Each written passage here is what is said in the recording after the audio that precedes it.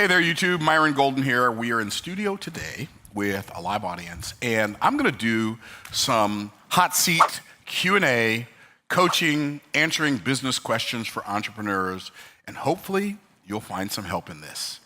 Let's go. Who wants to go first? Who's got a question? All right, Laban. Laban has a question. Dr. Golden, long-time listener, first-time caller. You talk about the importance of niching or niching, depending on where you come up in the world. I feel like my own growth has been so stratospheric over the last 3 or 4 years that I don't want to latch onto something because I keep growing. What advice would you have for someone in my situation?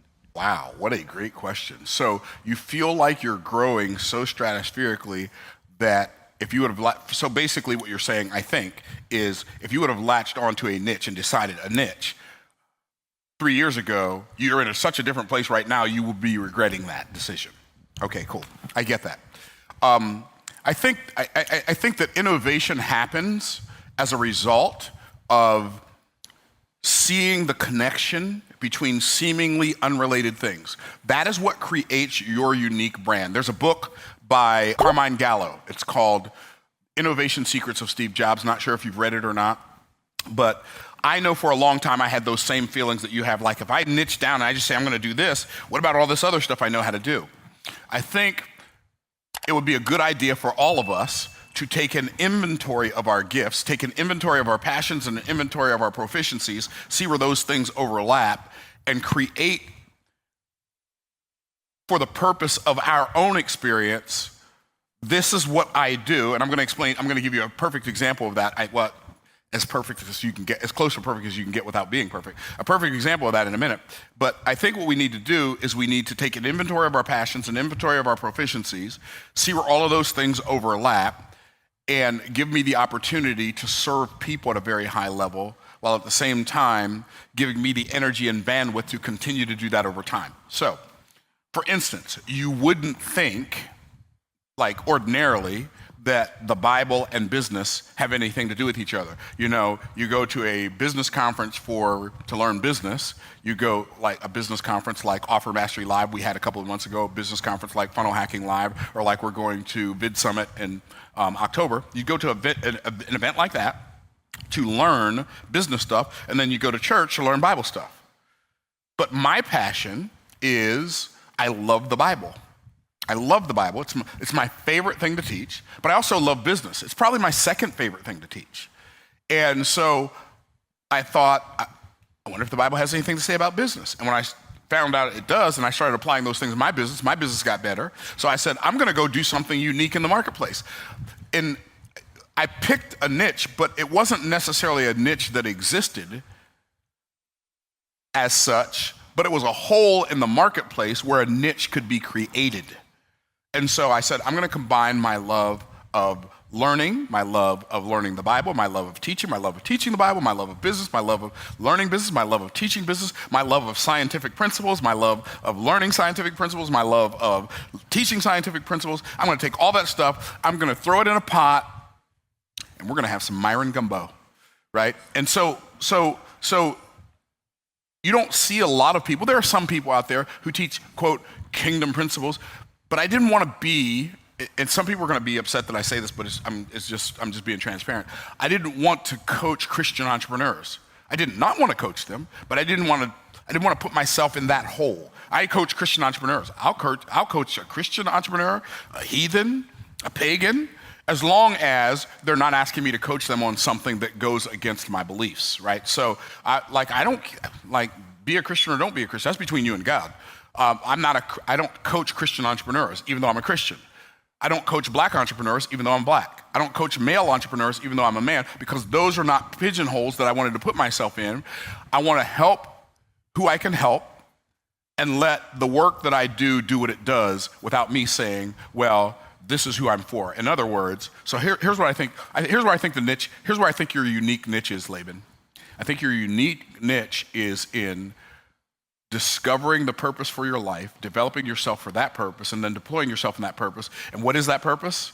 To live in your creative space, to make the world a better place.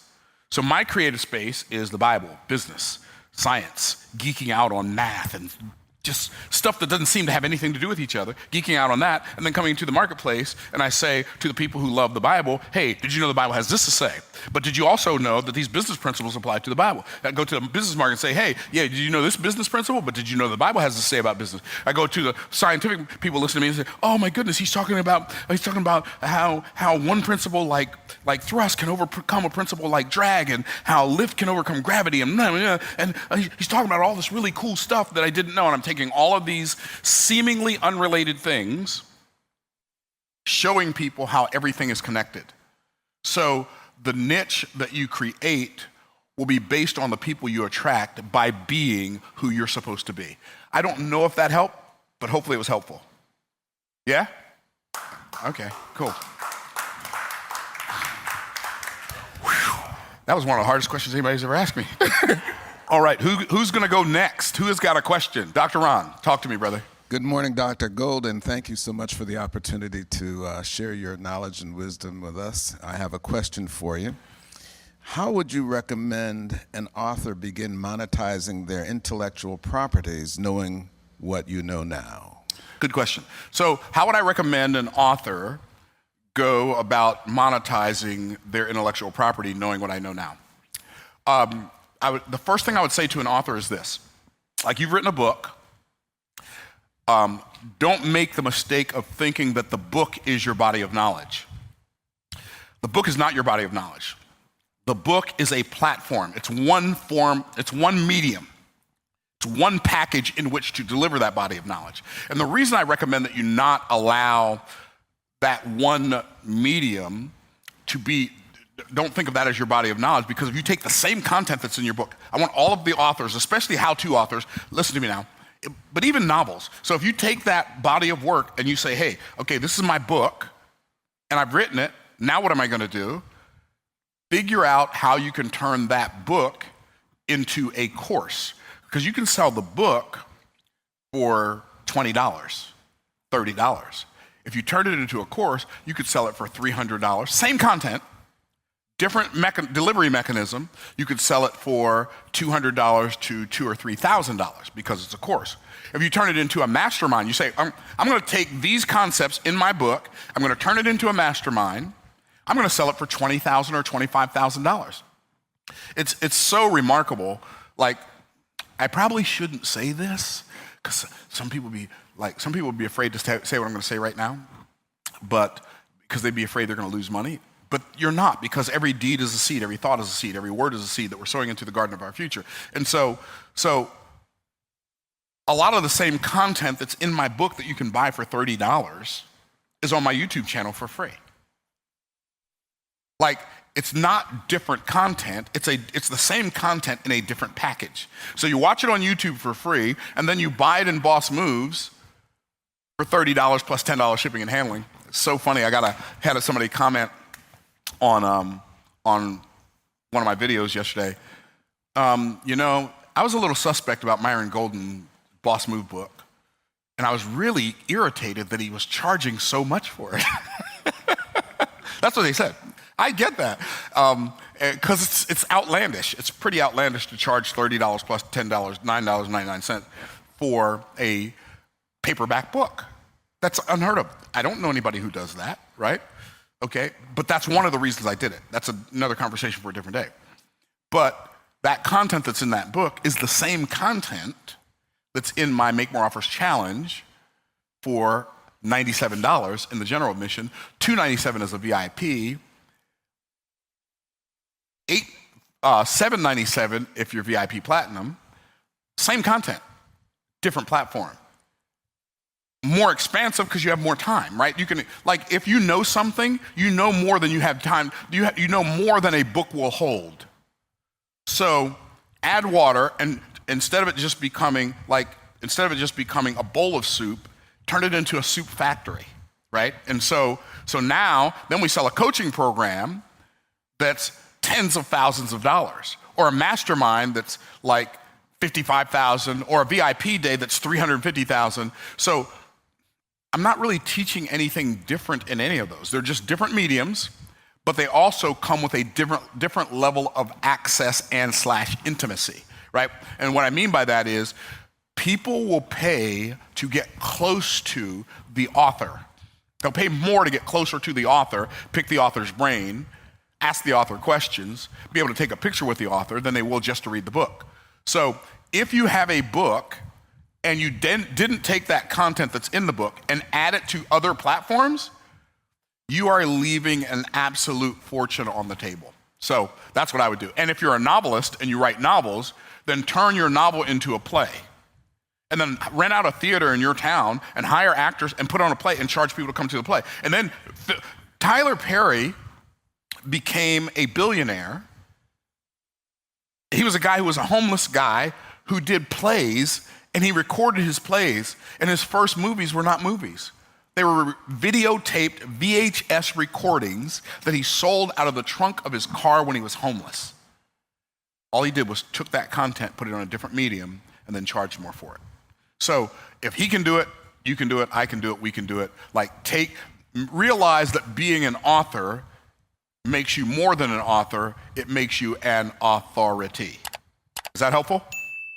Appreciate you, Dr. Ron. All right, who else has a question? Okay, Brother Tom. Thank you, Myron. This is golden, no pun Thank intended. you. But I saw what you did there, by the way. not everyone, of course, will be an entrepreneur. However, you talk a lot about mindset. Sure. Would you expound on where someone needs to be and begin if they go from a non-entrepreneur but really want to be one? What needs to happen in the mindset, if you could expound upon that? Yeah, I think the difference, that's really good. I think the first thing that happens to transition from the mindset of an employee to the mindset of an entrepreneur is the main difference in that is the level of responsibility one takes on versus the level of responsibility one hands off. So if I go and I get a job, then making sure the business stays in business, that's a responsibility that I've handed off to the owner, right? Making sure there's enough money in the bank to pay your employees, that's a responsibility that I've handed off to the owner. So I'm giving most of the responsibility for making sure my work works for me to someone other than me as an employee. But as an entrepreneur, I'm taking ownership, which means I'm taking responsibility, which means if it's to be, it's up to me. It's like one of the things I share with coaches who coach, who do occupational therapy coaching, right, where they teach people how to get a better job, is that's not a market I want to be in. Why? Because when you are an employee, the mindset of the employee is, when I go to work, pencils are already in the drawer, right? But as an entrepreneur, when I go to work, I got to buy the pencils, I got to buy the drawer, I got to buy the building in which to put the desk that holds the pencils in the drawer. Like the owner takes responsibility for everything until they hire someone who they can delegate that part of the work to. And so if you're a person who is like hyper afraid of risk, and you have so much anxiety around the risk of being responsible for the cash register ringing or being responsible for other people's livelihood, you probably don't want to be an entrepreneur. Because, I can't really call it pressure. It can feel like pressure, or it can feel like pleasure. It just depends on your mindset, right? And when we say mindset, that's a really fascinating term in itself, mindset. So we're talking about our mind, and then we're talking about it being set at a certain level, a certain thermostat, temperature, a certain speed. Like cruise control is like a speed set. A thermostat is like a temperature set. Autopilot is a set of instructions that's carried out automatically for the airplane to fly on the course that we set it on. And so when you set a mindset, what you're really doing is you're relegating a lot of your decision making from your conscious, what I call manual mind, to your subconscious, what I call automatic mind. And so your automatic mind is the thing that it already makes those decisions for you. There's some decisions I don't have to make. Why? I've already relegated those to my automatic mind. And so you have to decide which is more important to you. And I'm actually going to do a video on this. I'm going to release a video on this later. But which one's more important to you, security or freedom? And a lot of people make the mistake of thinking that they're the same thing. And they'll refer to financial freedom as financial security as if they're the same thing. But not only are they not the same thing, they're actually opposite things. So those are some of the differences between an entrepreneur and an employee. I think the biggest difference when it comes to offers, which is my specialty, is an employee makes one offer to one person, gets a yes, and it's a $50,000 offer, or a $75,000 offer, or a $40,000 offer, or a $100,000 offer to their employer. Their employer says yes, and now they have to fulfill that offer by getting up every day before they want to get up, getting in traffic they'd really rather not be in, to go to a place they'd really rather not work, to be around people that they really don't like, to make a little bit less money than it takes for them to survive. Oftentimes. That's not always the case, but oftentimes that's the case. Whereas an entrepreneur, instead of them making one offer to one person, they make one offer to 100 people, to 1,000 people, to 10,000 people, to 1 million people. And so one of the things that gives you the ability to have freedom is your willingness and ability to make more offers. I can write a book once and sell that book 11 million times. And I know 11 million is not, but I know that's not a number, but that's why I said it like that. There's no limit to the amount of times I can sell the book that I wrote one time. There's no limit. And we make literally probably a little more than $500,000 a year just from book sales. Wrap your mind around that. Just from book sales. That's just one offer. We got a whole bunch of offers. We have a myriad of offers, myriad of price points. So the primary difference between an entrepreneur and an employee is an employee makes one offer to one person, and when they close the deal, they spend the rest of their life fulfilling it. And an entrepreneur makes one offer or multiple offers to tens, hundreds, thousands, tens of thousands, hundreds of thousands, millions of people, and they keep on creating new offers to offer to the people who've already taken up their old offers, and then they sell their old offers to new people who come into their ecosphere. So I think that's the biggest difference. Is that helpful? Yes. Cool, my pleasure. All right, who else has a question? Okay, Alicia. To the entrepreneurs that are in their genesis stage, how do they scale without leveraging the influence of another authority figure? Okay, so how do they scale without leveraging the influence of another authority figure? Here's the first question I would ask is this: why would they want to scale without leveraging the authority of another influencer? Why would they want to do it that way? So say they weren't necessarily comfortable, or they just weren't in a position or felt that they were in a position to ask or reach out to somebody about. Okay, so I would say first and foremost, that's the thing I would work on. Everything that any of us wants, somebody else already has. All of the money that it's going to take for each and every one of you to become millionaires, trillionaires, billionaires, quadrillionaires, quintillionaires, whatever the number is, all of the money that's desired, that you desire right now that you don't have, it's in somebody else's pocket. They will happily hand it over if you offer them something they want more than the money. But that's not just the case with money. That's the case with everything. So I'll answer your question. So an entrepreneur that's in the genesis. So they're in the genesis. You're in the genesis. First thing you need to do is you need to establish a time that you're going to be working your business. Work your business during that time, every time, all the time. Number two, you need to establish a place. Where are you going to work that business? Because you're in the genesis. Where are you going to do it? And then you pick a place where you're going to do the work that you're going to do. And then third, establish what matters. Those are the first three things that I would do. Now, see, when you said Genesis, it like made my brain go, oh, Genesis chapter 1, the Genesis of the, right? It made me go into all this whole Genesis thing, right? Okay, so all we have to do, and I shouldn't say all we have to do, because that's kind of like an oversimplification, but what we have to do, go read Genesis chapter 1 more slowly. you will see principles in there that God did at the genesis of his creation, that if you do them, they will work for you. So I'm going to give you an example. Creation began with intention. So like, where do you start? You set your intention. Okay, that's cool. You set your intention. What was God's intention? To create the heaven and the earth. That was his intention. So that was set. Then we have to recognize that disruption follows intention, right? So now disruption has followed my intention. As soon as I decide and begin to do something good, the first thing that shows up is something difficult. Don't be taken back by that. Don't let that tell you that you are on the wrong path. That's not a sign you're on the wrong path. Most of the time, not all the time, but most of the time, it's a sign you're on the right path. Disruption following intention. So then you have to find a source of inspiration. This is all in Genesis chapter. This is in the first 3 verses, right? In the beginning, God created the heaven and the earth. That was his intention. And the earth was without form and void, and darkness upon the face of the deep. That's disruption following intention. And God said, let there be light. God said, I'm sorry. And the Spirit of God moved upon the face of the waters. That's the inspiration that follows the disruption that follows intention.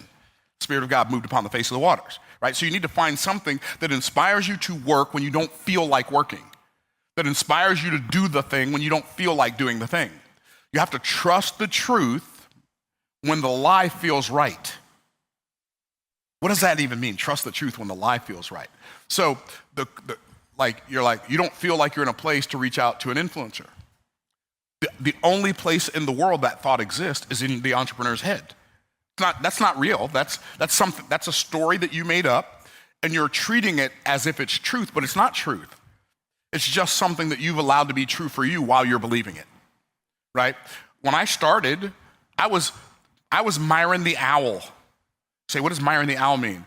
Like, I was speaking at a conference, or Jim Rohn was speaking there, Mark Victor Hansen was speaking there, Jerry Clark, all these people who were way more well-known than me. I was the last speaker on the last day. The number one question at the conference is, Myron who?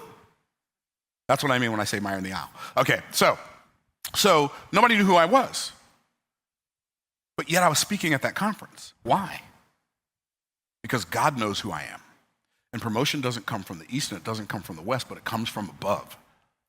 Like, when God is ready to reveal you, no man can hide you.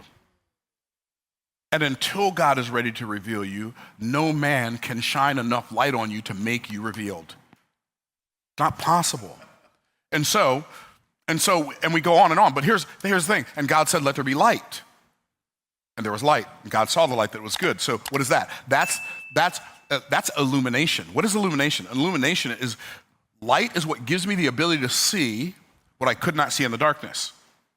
And so if you think about light as an analogy, not just as light, but you think about it as an analogy, that illumination, the illumination in our lives comes from learning the things we did not know. Because something that you don't know is your darkness. Your ignorance is your darkness. Your learning is your light. And so God said, let there be light. And there was light. And God saw the light that it was good. Now watch what happens next. And God separated the light from the darkness. What's that? That's called separation. See, a lot of people, and why do we separate? We separate so we can identify things.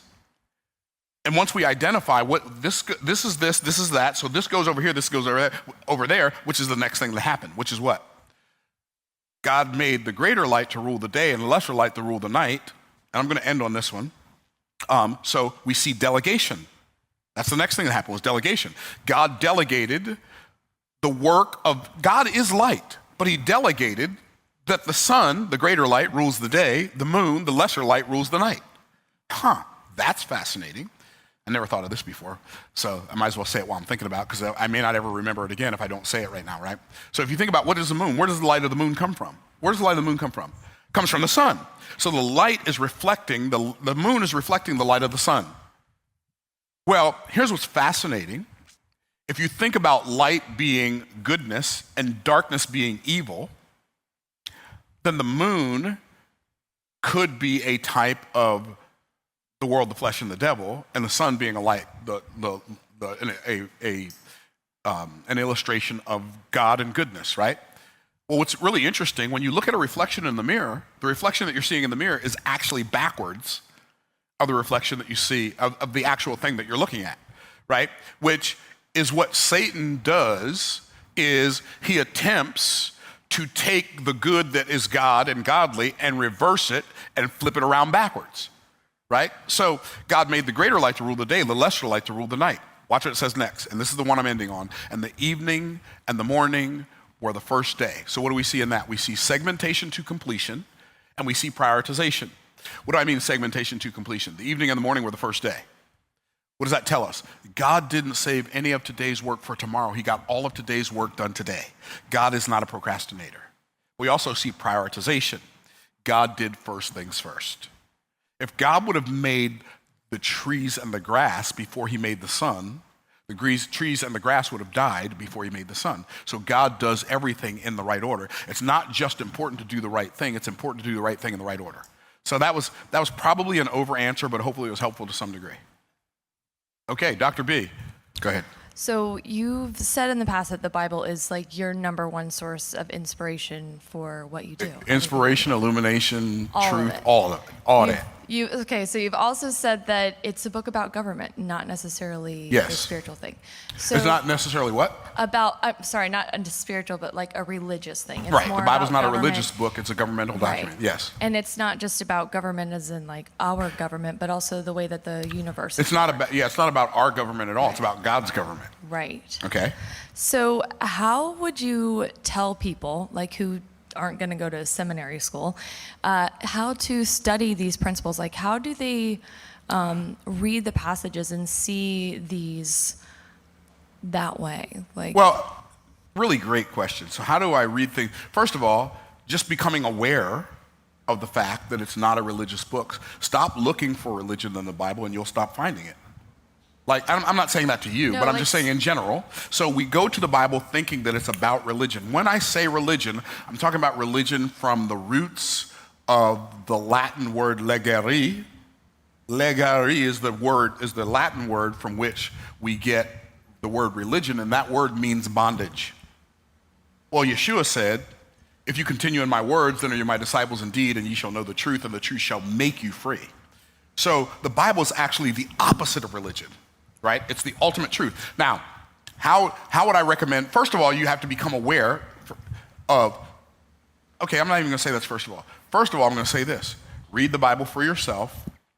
Ask God through his Spirit to teach it to you. That sounds woo-woo, but I'm telling you, there's no better teacher of any book than the author of that book, right? The stuff that I teach, I didn't learn it at seminary. I didn't learn it from a preacher. I didn't learn it from a pastor. I learned it from studying the Bible, reading it first. So we have to read the Bible.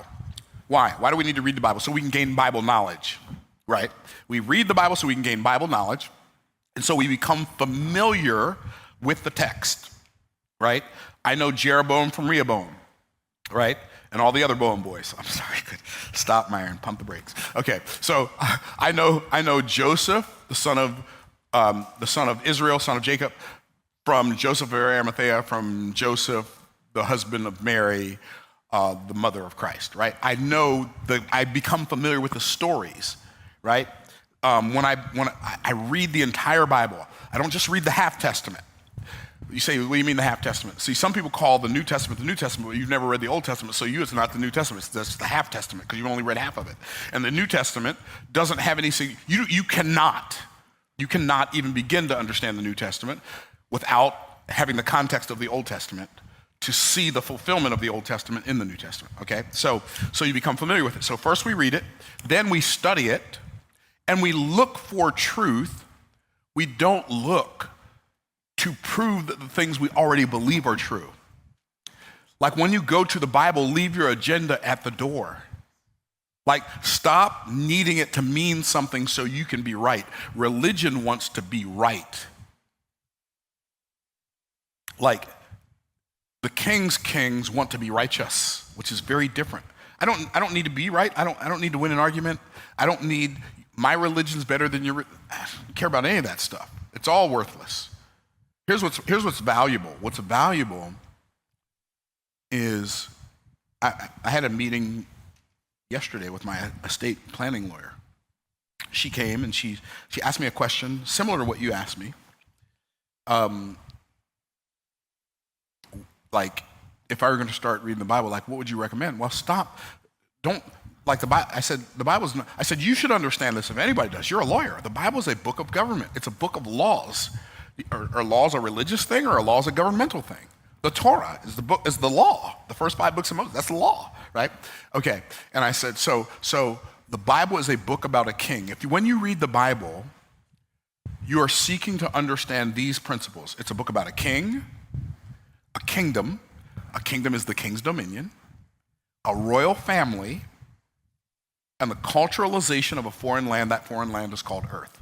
So the objective of the Bible is to teach us about our heavenly king so that we can make sure he's our personal king. So he will make us the king of our assignment, or the queen of your assignment, king or queen of your assignment. And then we rule over that assignment with the same level of authority that God rules over his assignment. And then we use that assignment that we rule over to serve people, not to lord over them. And when I'm reading the Bible, if those are the things I'm looking for, those are the things I will find. But if I'm looking to prove that the things that I believe, that I've been taught by my pastor, who learned from his pastor, who learned from his pastor, who learned from the seminary, who learned from the seminary, who learned from the seminary, who learned from the church fathers, who learned from the church fathers, who learned from the church fathers, who learned from Catholicism and then broke away into Protestantism, if I'm looking to learn what God is saying and what God has said, instead of looking for religion, if I am looking for the truth, God is faithful to reveal the truth. So that's where I would start. And then as you read the Bible, study the Bible, memorize scripture, and then think about the scriptures that you've meditated on, memorized. Because what happened for me when I started memorizing Bible verses, I'd be reading over here, and it would remind me of something I memorized over here, and this passage over here would shed light on this passage over here, because the scripture says we understand spiritual things by comparing spiritual with spiritual. What does that mean? The best commentary on the Bible is the Bible. My best chance at learning the Bible is when I see in scripture that it's telling me to do something, I actually do it. Me doing the things I know to do from scripture enhances my ability to learn new things to do from scripture. Why? If any man will know his will, if any man will do his will, he shall know the doctrine. So God is in the habit of teaching principles, new to me and you. They're not new in existence, but new principles to you and I. God is in the habit of teaching principles, new principles, to the people who have been obeying the old ones. And I don't mean obeying out of a sense of fear, but I mean obeying out of a sense of understanding. There's a reason I don't jump out of airplanes with a parachute. There are actually reasons I don't jump out of airplanes with a parachute. But anyway, there are reasons.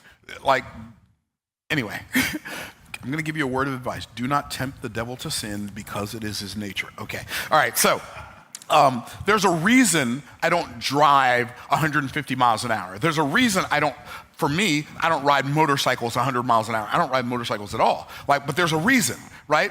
It's not because it's against the law for me to ride a motorcycle. It's just against my law, right? Just because I'm paying attention to them doesn't mean they're not paying attention to me. And it's not wrong to ride a motorcycle. It would just be wrong for me, right? Because of my objectives. So do the thing that God has shown you to do. He will show you more. Ignore the thing he's already told you to do, and he will ignore your request to learn more. Is that helpful, Dr. B? Yeah? Good. Cool. We're going to do two more, and then I'm going to do, okay, let's go Tim and then Andrew.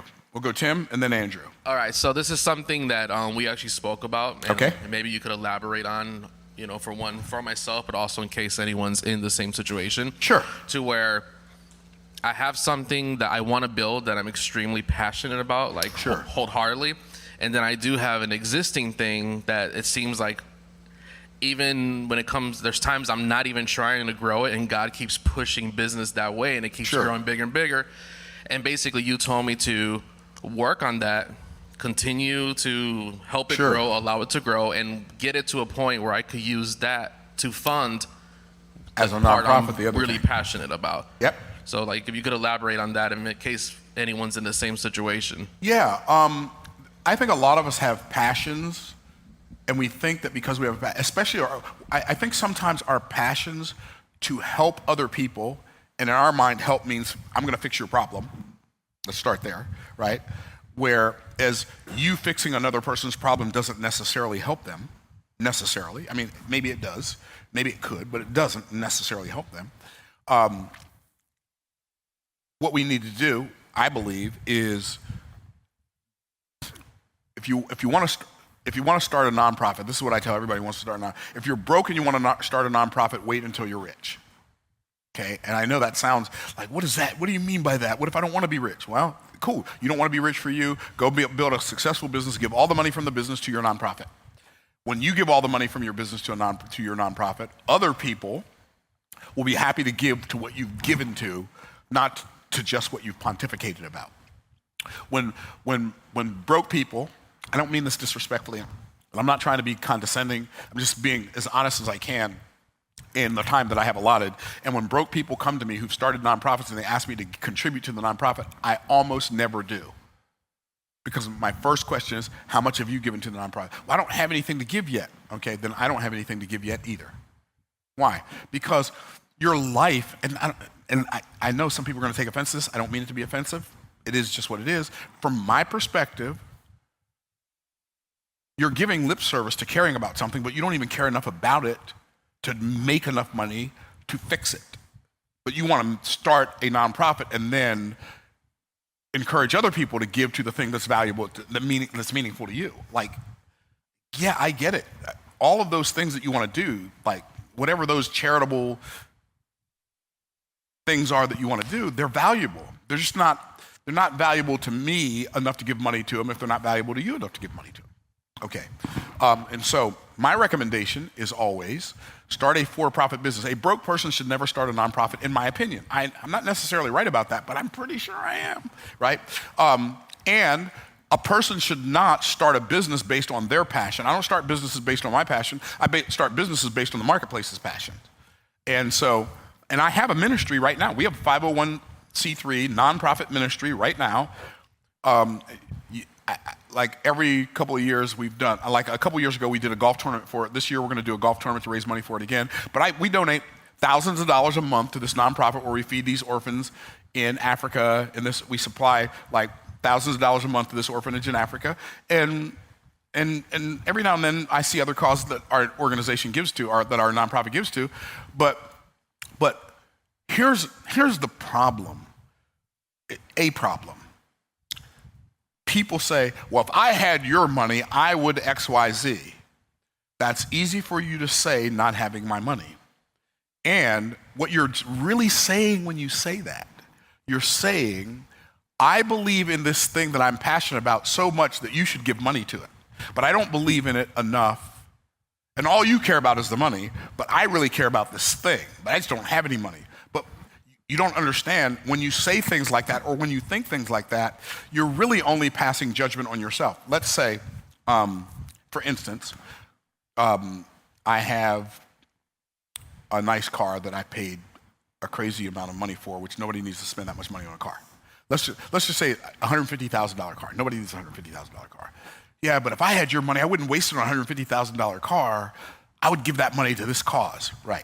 But what you're actually saying is, Myron, you care more about your $150,000 car / toy / whatever you want to call it than I care about this cause that I'm pontificating about, because I'm not willing to do what it takes to make $150,000 to give to that. But I know what you should do with your money, even though you cared enough about that thing to go do it. And I didn't even make the money so I could buy a car. The car was just gravy. I cared about the mission. But I'm just showing you how people think and how contorted that thinking can be. So for me, it makes way more sense. Here's what you do. Start a for-profit business. Make it profitable. How profitable? As profitable as possible. Then go start a nonprofit that does the thing that you care about, that you really love, your passion, and then have fundraising parties. Invite all of your rich friends, because when you get rich, you're going to have a lot of rich friends. All your friends aren't going to be broke anymore. It's amazing. You're going to have rich friends. Invite your rich friends to come to your party.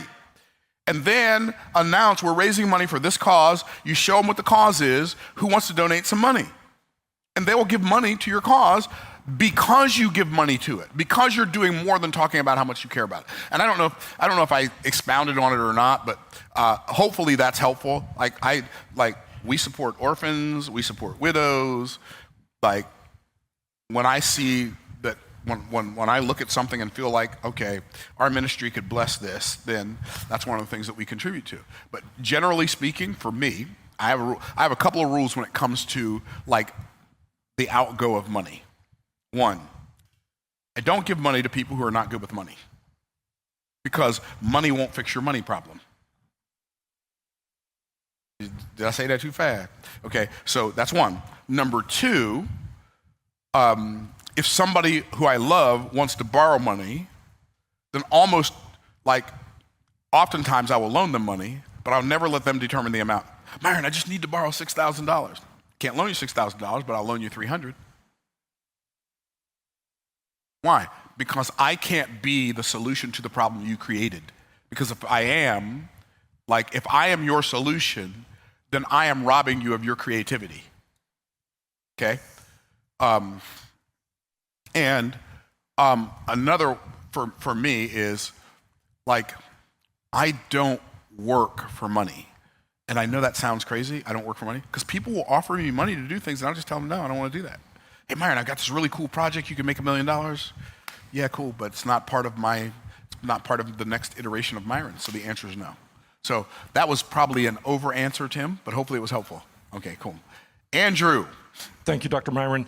My question is based on an observation that I've seen in the past 6 months.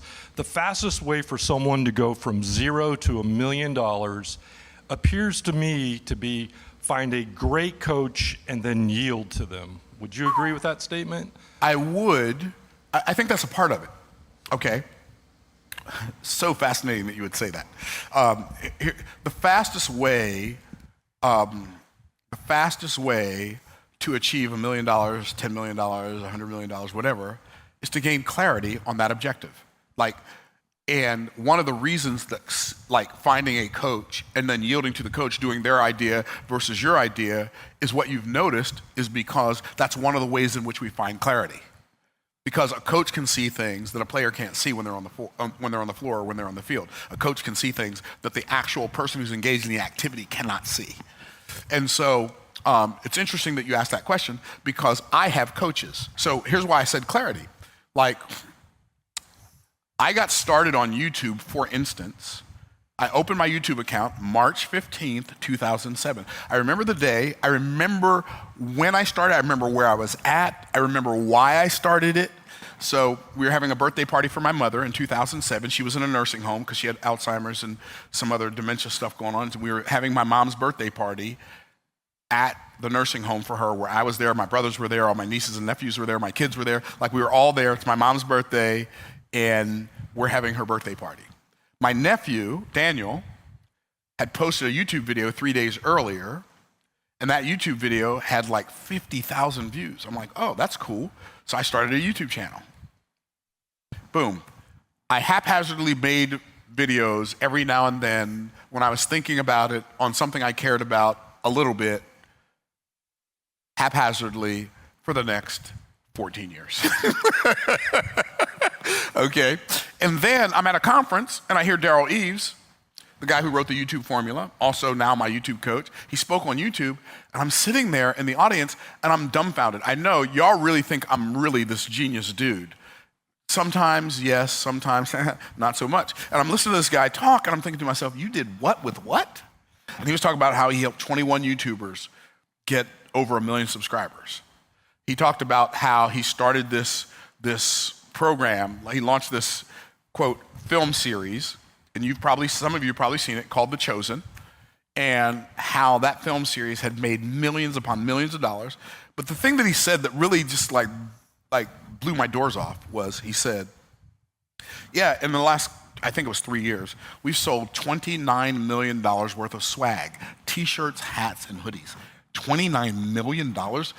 Now I'm really what are you talking about, bro? Like, that didn't make any sense to me. And so me and my son and my daughter were there. We came home. We're debriefing like we always do when we come back from a mastermind. We're like, hey, what was the biggest takeaway? What was your biggest takeaway? My kid said to me, what was your biggest takeaway? Oh, definitely the YouTube guy. Like, I didn't know that YouTube did all that stuff. I was on YouTube for 14 years before I turned on 15 years before I turned on monetization. Think about that. The Myron Golden, right? No longer an owl. no YouTube monetization turned on for 15 years. Hired this guy as my coach.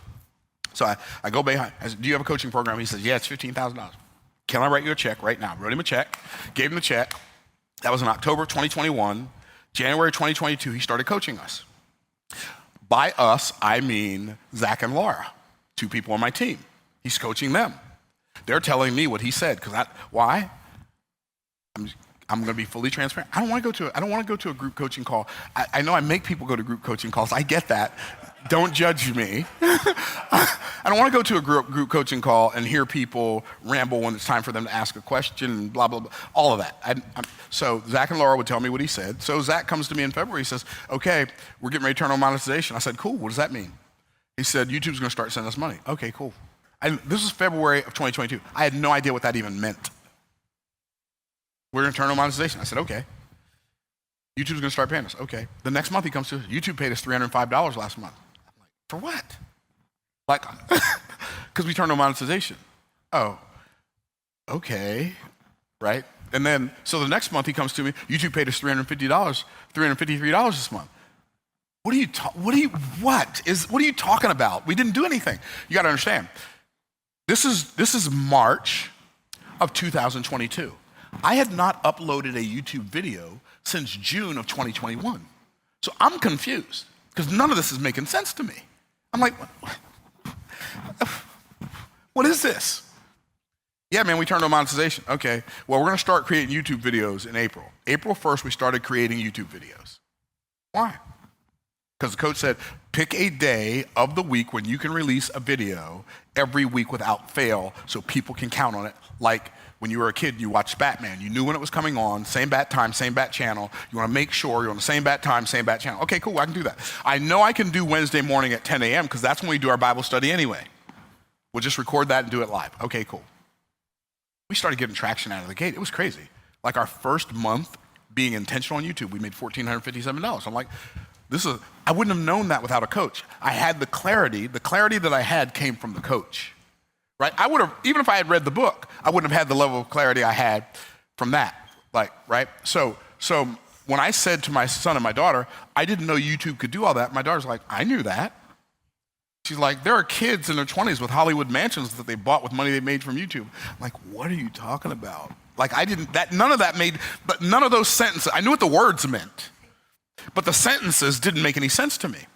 But what gave me clarity was when somebody stood up and equated, watch this now, equated having a YouTube channel with a present perceived virtue that I had, which is building a successful business, and a future pursued vision that I had, which is building a multi-million-dollar business. That's when I saw the connection. Sometimes the context has to be right for clarity to show up. And I believe that coaches provide context that also provide clarity. And the interesting thing about all of that is this.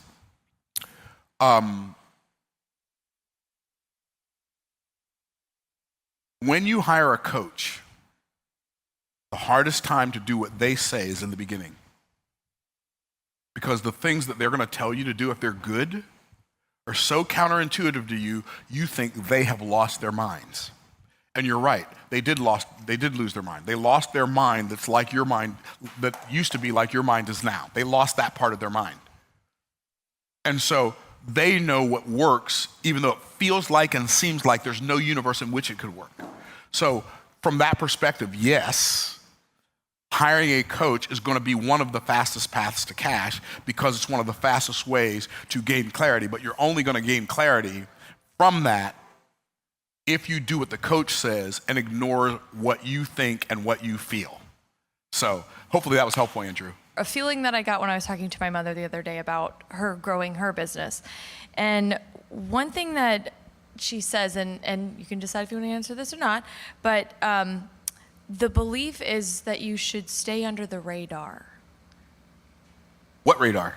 Exactly. So when you start a business, if you stay under the radar, like entrepreneurs who feel like they need to stay under the radar, like if they make too much that they're going to be some target and so here's what I'm going to say about that. Here's what I'm going to say. I will answer that question because it's a legitimate question. when you become a successful entrepreneur, it is going to attract unwanted attention as much as it's going to attract wanted attention. So whether or not a person as a new entrepreneur should stay under the radar or not, I believe is going to be determined by their objectives. Like I always say this, build your business in a way that it serves you at the highest level so it gives you the energy and bandwidth to serve your clients at the highest level. So if privacy is like uber important to you to the point of like wanting to stay under the radar, then build a business that lets you stay under the radar. You don't have to be the face of your business if that's a priority for you. I like privacy. I don't want people I don't know coming to my house.